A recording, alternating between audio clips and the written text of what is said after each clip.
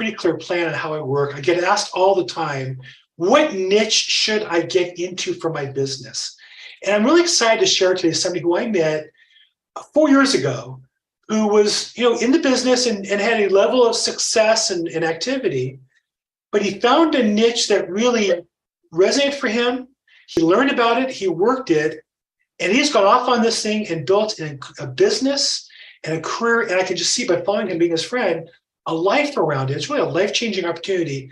And I think it's not just because it's the right niche for anybody, but it was the right niche for him. I'm really excited to have my friend Melo. Luis, what's up, man? Nice to see you. Hey, Bill. Great to see you, man. It's been a long time. We should be meeting more often, I know, and I think we live near each other, so there's probably no excuse at all. So, so give me an overview. How do you describe today what your business is? So yeah, I am a land wholesaler, Bill. So since I started, I learned that I can sell contracts. So I'm pretty much, I go for massive action. I do like lots of text messages, mailing and calling people. And I get properties under contract.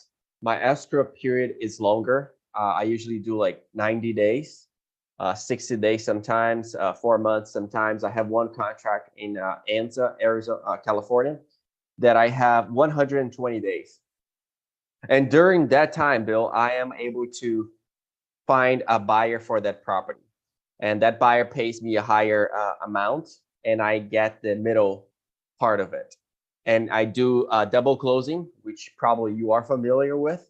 I have helped people with probate cases too, hired lawyer, pay the lawyer fees, and in other terms, I'm able to buy the property for less. So that's what I do. I buy and I sell vacant land.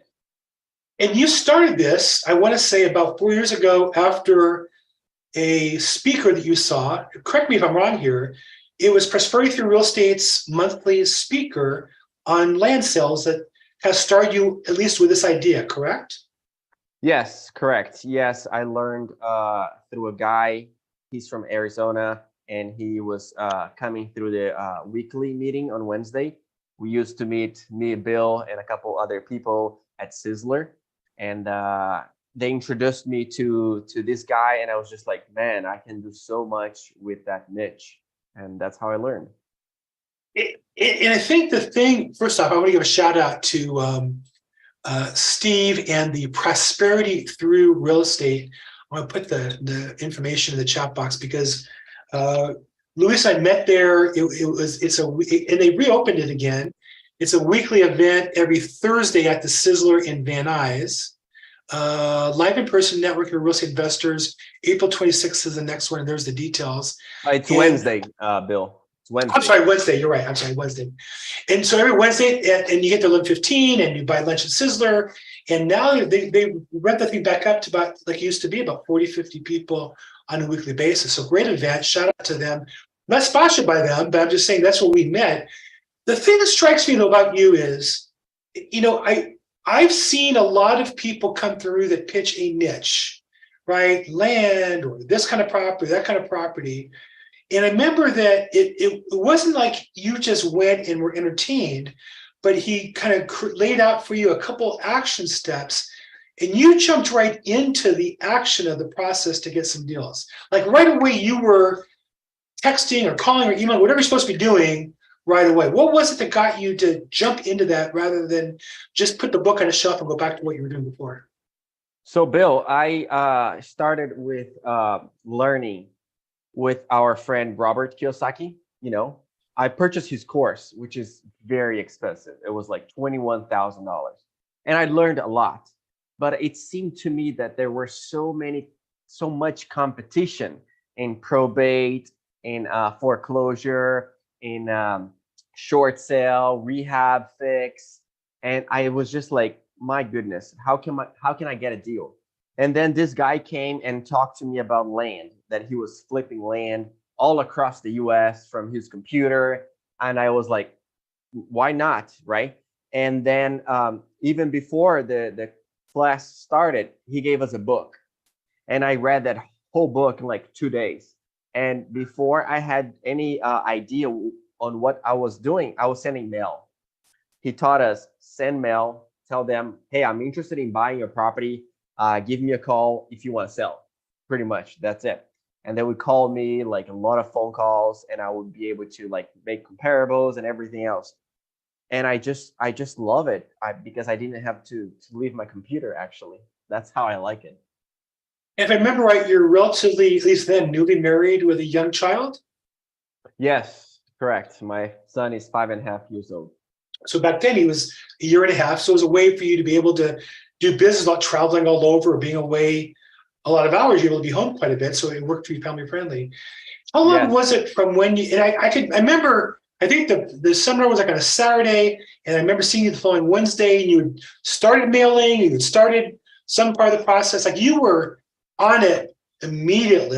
It was like a fish, you were hooked and you were running with it hard. How long was it from when you started? I remember you told me before you got your first check. Very fast. I mean, I have never seen something like that. When I started, when I set my first mail, I would say that I got my first contract for like a few properties uh, in a month and a half, and then I sold that property in another month.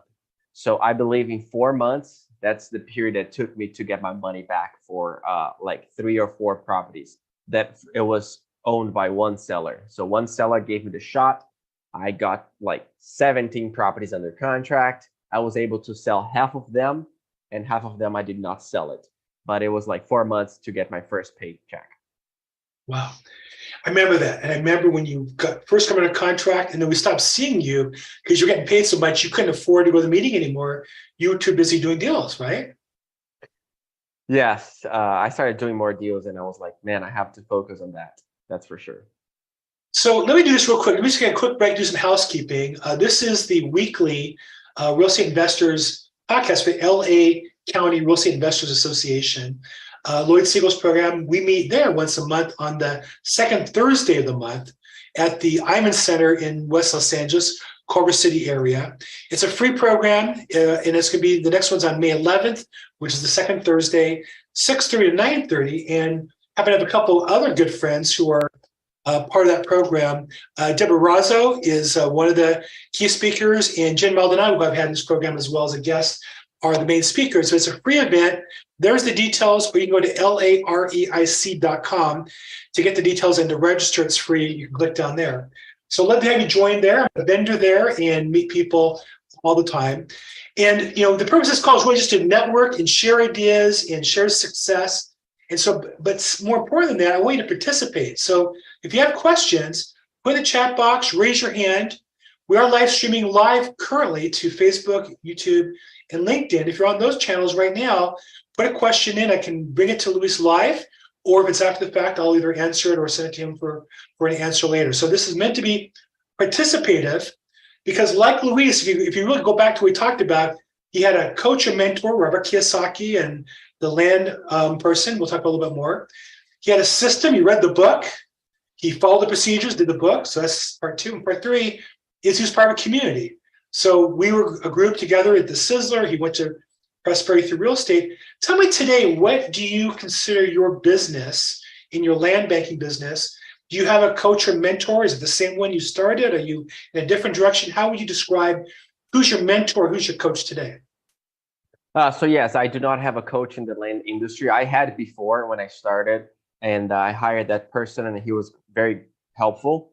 And also when I go to Sizzler, they would tell me like Ed Berlinski, you know him, big time, Steve Love. They would help me navigate that terms. Today, I am teaching people on how to flip vacant land. Nice. So that's what I do because I have an expertise on it. I do like 4 to 6 deals a month, and all across the US. This property right here is in Arizona, 5.1 acres, electricity on it. I have properties in Florida, Nevada, what else? Colorado, you name it. I have done deals in probably 12 states already. So you have your own coach. You're coaching other people now. Mm-hmm. Describe the system that you use. Would you describe it as, is there a particular book or particular methodology, or have you now built your own methodology to make it work? It's a coach 101. So I spend more time with the person teaching them. I explain to them how to find an area where you're going to have more response rate, how to do comparables. how to make an offer that will get accepted, how to deal with the rejection, because as we know, real estate, it's rejection after rejection. So you have to keep grinding, and how to use like text messages, mailing, and cold calling. So those are the three things that I do. I do a lot of text messages. I do about like 10,000 text messages a month. And I do another 6 to 7, 8,000 letters a month. And on those letters, they have a specific number that I'm willing to offer for their property. So it's very targeted. You know, I have one assistant in the US, a couple more in the Philippines. And yeah, it's just how to find land, how to flip land. And we all go for off-market deals, Bill. It's all about off-market. If the property is on the market, pretty much is not what we want to do, Right. unless there's great value. But I have never done a deal when the property is for sale. So you send out 7,000 to 8,000 mailers per month, and I think you gave us an answer of 4 to 6 transactions a month. So it sounds like about 2,000 mailers to 1,500 mailers to 2,000 mailers per closed deal.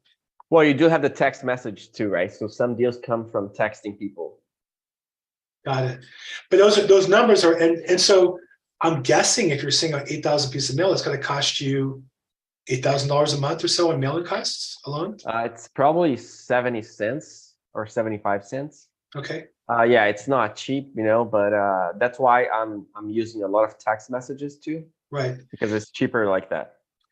And then but you didn't start with that volume of mail and that volume of assistance. No. So how'd you tell me how you started out? What did the first 90 days look like? Well, I went all in. It was a little crazy. Let's talk 1 second. And I just want to make sure people hear that. Because I remember you went all in. I remember from the day you came back that next Wednesday, you were like, you just took all your chips and said, I'm all in on this thing. And you said it with a passion and an energy that I got it, like you were all in. And I think that's really what makes the difference. It's not the technique, maybe I'm wrong. It's not the land or what you do. It's when you commit yourself to something, it creates the possibility for the magic to happen, right? That's true, because I didn't know what I was doing. I just like found counties online, and I didn't know if those counties were good or not. I didn't know the prices or anything else. But I sent about 1,300 letters first time, and then I got like 200, like 150 calls, something like that. And how I learned, you don't have to answer the calls like live. You just leave it to the voicemail, and then you return them. So I had a lot of people to follow up with, and I ended up making, like I said, 17 properties from one seller and another 4 or 5 from another seller. And that's how I started. And my contract used to be 6 months. So, Bill, you have your property, and I promise to pay you in 6 months from now. So I had so much time to look for the next buyer that I was able not to use my money because I did not have it. Robert Kiyosaki was like $21,000. It was always, I did use debt. They teach you how these people are. They teach you that you can get a credit card, 0% interest rate, and you're gonna pay monthly. And I did that. And I spent so much money on learning, you know. And my first mail was the same thing. I just used a credit card, like 12 months, no APR. And I just did the first mail. And that's how I started. So how much did you initially spend? You spent $20,000 on Robert Kiyosaki. How much did you spend on the mailing initially? Probably $1,000. That's a key thing. I think people, just this morning I was on another coaching call, and somebody had laid out a program for 8 months, 2 mailers a month, adding 300 new leads or new data points every month. I said, but by the 8th month, you're spending $8,000 a month. That means in month 7, you're spending 6. Month 6, you're spending 4. So that's like $10,000, $12,000. That's a lot of money to commit to. Where in that program, he wasn't going to get the results till month 6 or 8. You were talking about, you could see results right away. You had contracts within weeks of your first mailers. Yeah. But you weren't going to be denied. You were not stuck. You were like, that's what you expected. Like you were on it. You weren't surprised. I was on it. I was like, I needed to do it, and I think if someone is willing to do it, and if they do like a minimum of 2,000 mails like a month, I think that's the minimum. If you want to do real estate, you have to be realistic. You have to go like 2,000 minimum. I think they will be able to get a deal in the first 3 months to get a deal signed, and then it's your job to put it for sale, call the neighbors, send the neighbors letters, and explain the value, call the county, check if there's electricity, water, and those kind of things. I've got a question on YouTube. We're live streaming this onto Facebook, YouTube, and LinkedIn. Feel free to jump in questions there, and I'll pick them up live. So, question from Elaine. How you doing, Elaine? He has a vacant land for sale near Castaic Lake. How can you tell buyers what the zoning is without being wrong? So obviously, if you're selling property, Luis, all over the country, how do you get the information that buyers ask you for? It's accurate, as well as keeps you safe from being sued.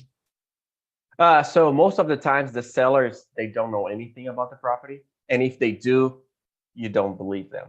I mean, you have to check. What I do once I get a contract, my assistant, she calls the county, she calls the electric company, and she calls the water company. And it's like a lot of phone calls, guys. Don't get me wrong, till you get the right person.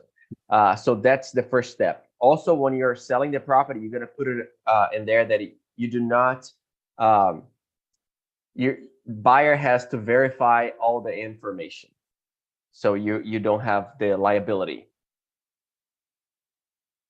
Right. Well, and I think it's a contract for purchasing real estate. You have to verify certain information, and if you don't verify it, you back out of the deal. So that's kind of how it works. Also, in my contract, when I'm selling my contract, I do all the contracts myself, right? Because the guy gave it to us. I checked with my attorney and everything else, and I'm giving it to my students, like a sample of it, and they just change the way that they want. But when you're selling the property to someone, Bill, you got to make sure it's in there that you're not liable for zoning, size, restrictions, what you can build on it, electricity, water, anything. It's their responsibility to do their due diligence, and they have to sign on it, right? Right. People ask all the time on my listings, well, what can I build on it? I said, I don't know. You'll have to do your research and figure that out. I'm not going to tell you anything if you're buying property. So George asked a question, is your exit strategy via the MLS? Now, when I met you, at the time you were a real estate agent, and a realtor. Are you still a realtor? But none of this is really going through the MLS. This is all off market that you buy it and off market when you sell it, correct?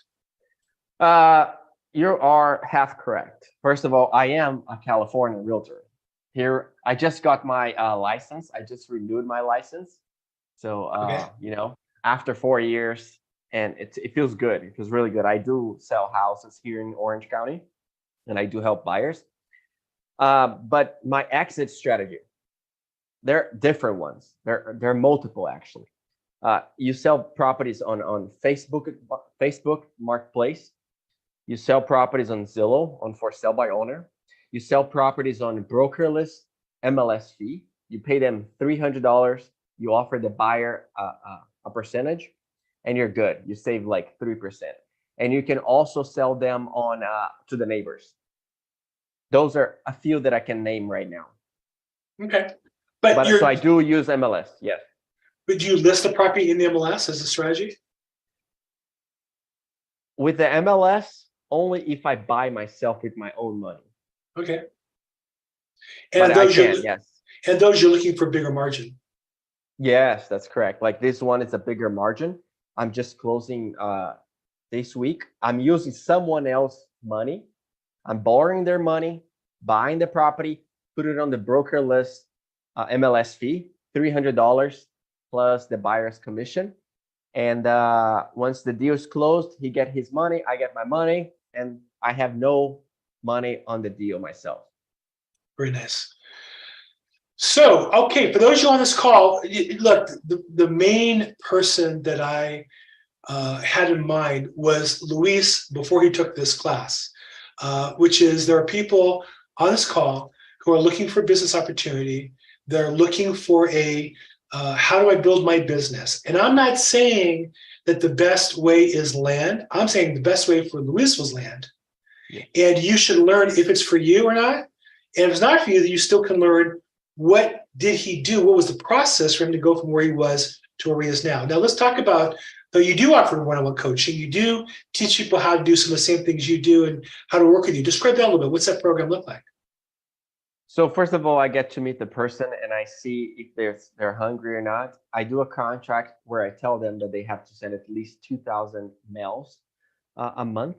And then we get together once a week where I show them where to target. I don't exactly give them the location. It's their job to do to find it, but I tell them the key points, which is demand. You want to see for sale and you want to see sold. You want to see comparables. When I started, Bill, and I don't know if you remember, I just went to any county and I just did like a broad I didn't have any criterias, and I learned that you want to go to places where is demand. I know it's going to be more competitive and everything else, but if you get a deal in there, you can sell it faster. You can find builders, you can find future home sellers, and a lot of people like to invest their money in land. That's for sure. One thing as well that I teach is on seller finance. So a lot of I have a mentor, which Eddie Speed. He works with notes. He's like the master of notes. He was able to teach me how to buy properties using notes and how to sell properties on notes. So right now I have about 15 notes myself that I sold the property. The buyer gave me a down payment and they pay me monthly. Usually the down payment bill pays for all my investment. So let's say I buy the property for $10,000 and I put it for sale for 30. I offer like, you can buy it from me, give me $10,000 down, and the rest you pay monthly 8% interest rate. And that's how I do with a lot of people. And that's the real estate market that we are at right now. A lot of people, they do not want to spend all their money, so they prefer to do a finance. So I do that for them, as long as they have a good down payment. Nice. I love that. I love doing notes. I used to do a lot. In California, it's a little more problematic than other states, but I think it's a great business and makes a lot of sense. Okay. Well, who has a question for us? He and I, we were friends and we used to chat at this meeting in Van Nuys regularly. And I just really felt a real kinship to him from the very beginning. And I watched him get so excited when this, I think like a lot of people, we all are looking for something and then we find it, the passion, the excitement that can come from finding something that works for you and rewards you is just so exciting. I watched that happen with him and it was just an amazing experience. George says, do you ever lease the land? Why would you lease the land? Do you ever deal with lease? You could lease the land if you have like an agricultural purpose to someone, but that's not my niche. My niche is single family home. It's a rural residential, and I lease, but it's like it's a lease to own, right? Got It's it. like just a different way of saying seller finance. Got it. You don't do farming and that kind of thing, lease land. No, I do not. That's a different business. It's a little different than what you're doing. It's very different. It's harder to, it takes longer to find a buyer. Yeah, and I think there's certain laws regarding crops, who owns the crops, and what happens when they sell the property, who gets the crops, and there's a whole lot. There's like a whole world of all that. So I had a question. Oh, so I did a bunch of land deals in probate. You got all kinds of stuff in probate, but in particular, kind of in the Southeast California, between LA and Las Vegas, the California side, the Mojave Desert land lots. I know those lots. Yep. Where there was a lot of cannabis industry, both legal and illegal, coming here from Mexico. Is that part of the business also? Is that happening elsewhere outside of California, where you deal with? Is cannabis a big part of the business, as well as do you get people who are, you don't know what they're doing, but it's probably not good? Do you get that kind of business, and how do you handle that? I don't know. I don't know actually when they buy the property, what they do with the property. I don't really pay attention to it, so I'm not sure. I have sold some properties in Mojave County, Riverside County, Kern County, all these counties. Yeah. And yeah, I just tell them what I know about the property, zoning, water, electricity, and I don't really keep too much conversation. I'm very straightforward. And because I get a lot of people asking like all kinds of questions and I don't have too much time. So I don't even talk to the buyers very much on the phone. I actually text them more.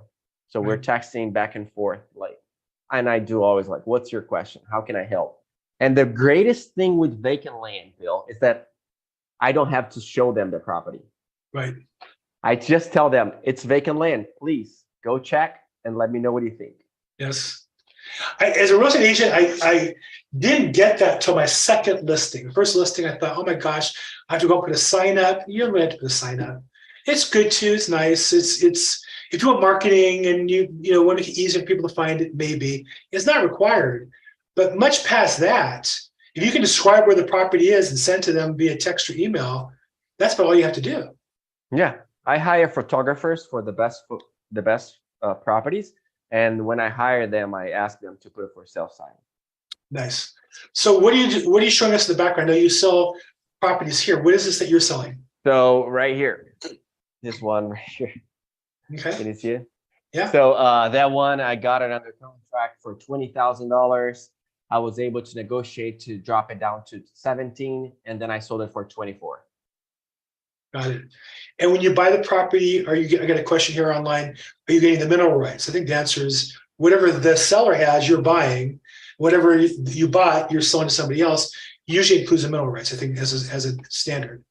George, you have great questions, man. I love it. So the mineral rights or the water rights, it comes with the land. It really, it's like, it's a half. You never know. And the buyers, some buyers ask you, but most of them are fine. So yeah, it's something that we cannot rely on. Right, and I can't represent it.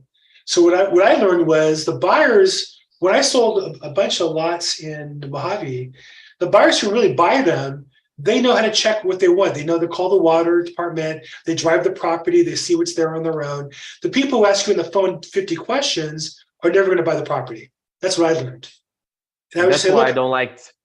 Yeah, and that's why I don't like to answer the phone. They have a Google virtual number for my buyers. You call yes, me. If you leave me a voicemail, I will call you back or I'll text yes, you back. But if you yes. do not, I'm not gonna mess with you. And that's just a general productivity tip I'll tell everybody on the phone. I'm a real estate agent. I get agents every day who call me and leave me the message, hey, Bill, I'd like to talk about your listing at 123 Main Street.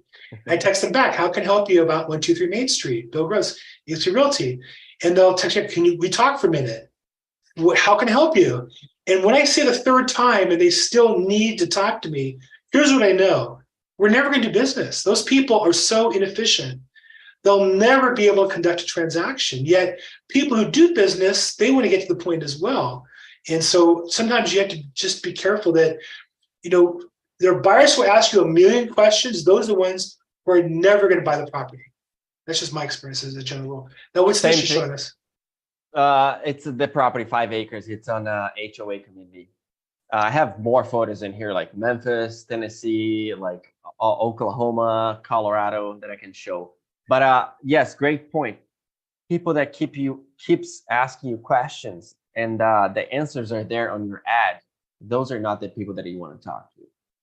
Right. I would say, do you read the MLS? Right. And, I put a map there. I have some public record information. Did you read? Well, no. Can you just tell me? I can do a lot of things. I'm not going to spend 10 minutes on the phone. You're reading what's in the MLS. You're an agent. That's why you're supposed to look. In this case, the buyers as well. If they see the property online, you have what you have right there. That's what I have. That's all I know. So if that doesn't work for you, sorry. Yeah, that's the same thing. So the thing that strikes me about you is you're loving what you're doing. I do. I like what I do. Yep. I mean, I know it's hard work. I know you're competitive. I know you're driven to be successful, but you really have a joy about it that, I don't know that I saw that before you did this, that you were searching, you were working, but I see a passion. Tell me about how does this make you support the feeling you have and the freedom you have? That's a great question because I was going to talk to you about that. So I have designed my job around my family life. I have time in the morning with my son. I have time when he comes back from school to play with him. I have time to travel. I have people that help me. So I don't want to have a job that's 9 to 5 that is going to ask me to drive somewhere every day. So I designed this like all the phone calls. I don't answer any of it. Bill, sellers, they call a number that my assistant answers. Buyers go straight to the voicemail. So my personal number is just for me as a realtor, because I think is necessary as being a realtor, and for me to connect with my family. When I call people, I call from my virtual numbers. So I don't I don't get distracted when I'm doing my job, which is mailing people offers. That's my job. My job is to reach out to people and offer them money for their property. We're very similar in that my phone is on silent all the time. It doesn't vibrate, it doesn't beep, it doesn't make noises, it doesn't ring. And I have a phone number for personal. My wife has it, my daughter has it, and I have my business line, and that's on do not disturb most of the time. And even my wife and daughter get frustrated. They'll call me and say, "You didn't pick up," and I'm like, "Well, yeah, I was in a meeting." I like, I don't like the stress of the phone ringing. Sometimes I'll accidentally leave the business line off do not disturb, and it'll ring in a call. That's just my mistake. But generally, my phone doesn't ring all day; it goes to voicemail because it's just more efficient to answer the question once it's gone through. So it's a very interesting business tactic you use, and you and I share that. Okay, I think last call for questions. Look, Luis says, in the 4 years I've known him, transformed himself from is that fair to say, a fairly ordinary real estate agent struggling to find his path 4 years ago? Is that a fair way to summarize where you are when I met you? Yeah, for sure. To today, a guy who has a mission and a plan and success and enjoying some of the fruits of freedom and still building for himself. So if you have questions, here's a chance. I think the thing I want to make sure we cover today is, Luis, you mentioned you do coaching one-on-one, and I know you can have a very giving heart. I don't get any affiliate income. That's not my gig at all. I just respect you as a friend and want people struggling to find a path for them. If somebody's interested in learning about your coaching program or working with you on selling land, what would they do to explore that or investigate that?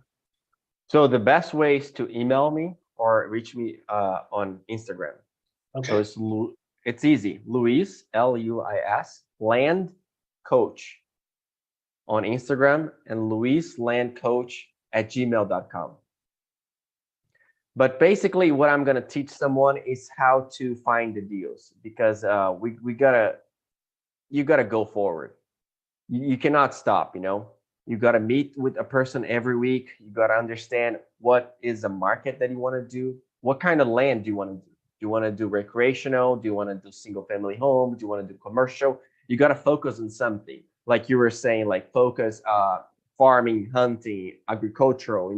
You got to go and you got to find your criteria. But the criteria for every market is different. A property that in California sells that's like 10,000, 7,000 square feet. In Nevada, they're going to want at least 1 acre, depending on the area. So you got to dissect the market. Desert Hot Springs is a very good area in there by Palm Springs. I have done so many deals in there. And why people buy in there? Because of Airbnb. They want to build something in there. Yeah. And Maricopa County, I just have one deal in there too in Arizona. Why do they want to buy in there? Because they want to be next to Phoenix, or something like that. And it's just understanding the market. And with this business, Bill, as you know, as I have told you, you can do it from anywhere and you can reach anywhere in the US. It does not have limits. This is Tennessee right here. Wow. I bought it for like $1,500, surrounded by all houses. I sold it for $2,000 down and $800 a month. But I sold it for a price of $10,000. So you're getting $800 a month until you get to $10,000. You just get a check every month in the mail for $800 bucks. Yep, $800. That's nice. I have one in Arizona. I bought it for 15. They gave me down payment of 17, and they paid me $455 for 96 months. Oh, beautiful. 96 months. Look at the smile. Look at that smile. Ear to ear, baby, huh? No, but Yeah. there's one that's even better. And this is crazy, even to me, but I know that area that I can do very well. I buy properties, Bill, for $1,000. I sell them for a very for a range, at least 5K. That's how I sell them for. So I make $4,000 easy. I do all the paperwork. I do the transfer. I do the deed. I learned how to do that. But there are some properties in there that I'm able to purchase for $1,000 and I'm able to sell for 11. I just did. And there's another one that I sold it for 14,500. Beautiful. What's my Beautiful. return on that? My return is like 1,300%. Phenomenal. And anyone can find $1,000, right? Anyone can ask for $1,000. Well, look, you were a good friend, or when I before this started, I just can't tell you how happy I am to hear and see your success back then. The last I've seen you regularly, 4 years ago. I've followed you along ever since. We spoke recently, and I just am so happy for you. And I think more importantly, I'm happy for all the people who are looking for a path. I think, again, whether you want to sell land with Luis or just learn from him, I would definitely reach out to him at Luis Land Coach or luislandcoach@gmail.com. I'll put those details as well in the description if it's easier for you. So look, I just can't thank you enough, Luis. It's just been an honor and a pleasure spending time with you again, and look forward to seeing you soon. And we should talk about doing some land or probate. We should do something together. I don't know what it is, but I'd love to talk to you about that down the road. Let's get together. I'll give you a call next week or something, okay? Yeah, for sure. We are here to talk. And Bill, we met at Sizzler. You were starting probate, and I was starting the land business. So we both know the sacrifices that took us to be where we are. I was able to buy my house like after a year of flipping land, like an amazing home in Huntington Beach.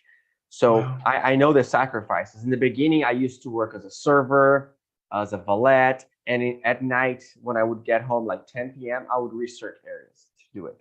So the beginning was not easy, guys. The beginning, it took me a lot of time to understand what I was doing. But later on, my regret right now is like I should have done more mailing. The key to success is to reach out to more sellers. I should have done that, because if you're not being successful right now, because people don't know about you. Right. It's your job to let them know that you're here. And it's not one-time mail. It's like 4 times, maybe 5 times. Maybe it's talking to the person for 6 months to get a deal, And I have a follow-up system. I have a CRM, it's a follow-up boss. And it teaches me everything. And I put a follow-up. Okay, you're not interested right now. How about 6 months from now? Let me call them in 6 months. Let me see. Life change. Real estate is all about timing. And I appreciate you being the probate, because we talked about it. And once I started, I was like, what should I do? What should I do? And I looked for probate. I learned some of the probate with you. I went to the court with you, remember, in LA? And I was like, wow, this is interesting. A guy just brought, I don't know, $700,000 check to buy this property at the courthouse. Amazing. Amazing people do that. And I don't have that money. I do not. So I was like, what should I do, right? And I thought that the land business was an easier and a faster way of getting my money back. But probate, I'll tell you, probate's not easy. I mean, it's really hard. Probate, you have to find lawyers and people that you trust.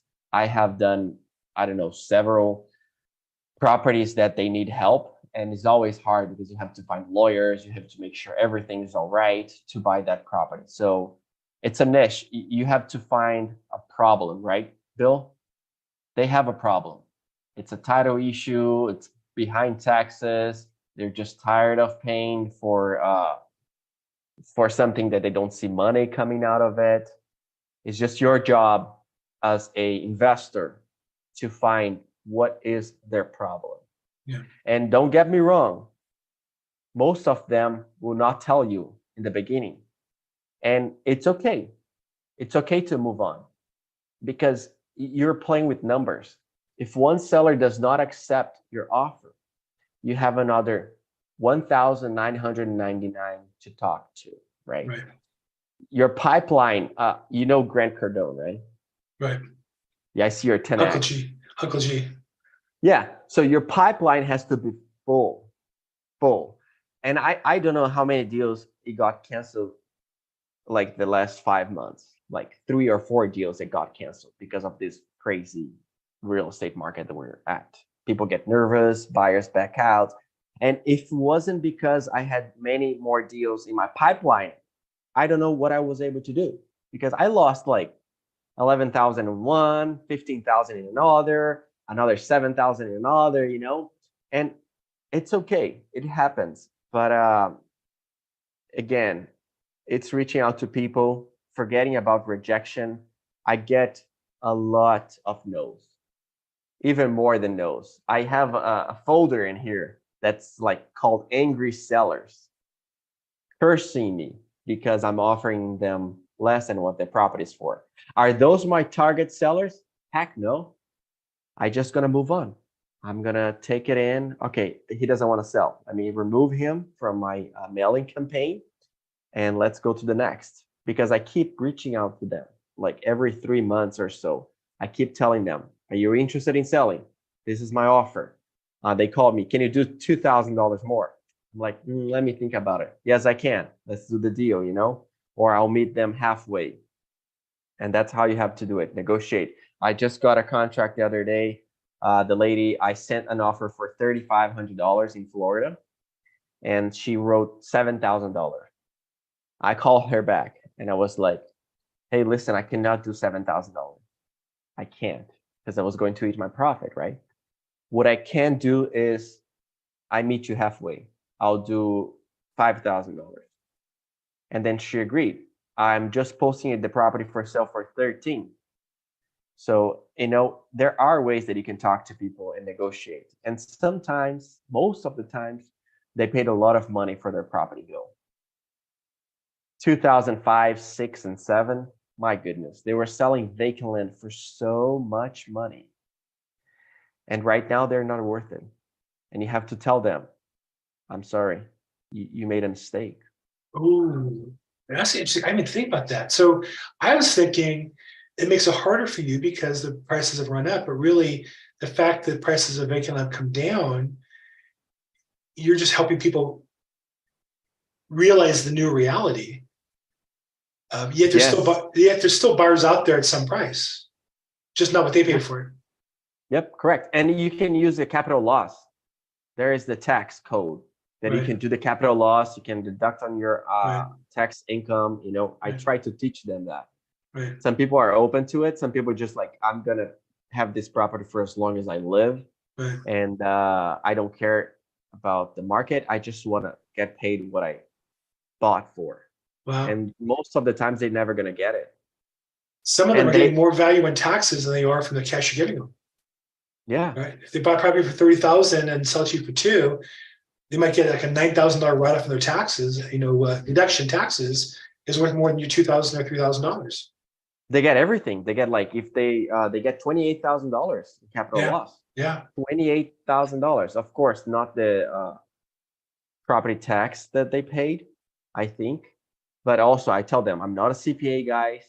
I'm not telling you that you qualify for this. You have to check with your CPA. Right. It's all part of my marketing. Right. Okay. Well, look, thank you so much for sharing all that. It's just really exciting to see you. I'm going to circle back to myself next week.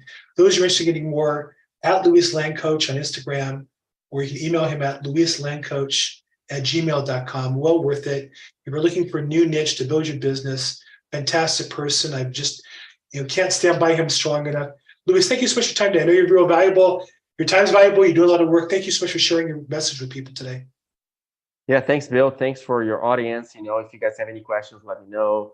I'm here not to just coach you. I'm here to instruct you. And it might not be your real estate investment that you want to do in land, but I would consider, because if I knew about land before anything else, I would just stick to it.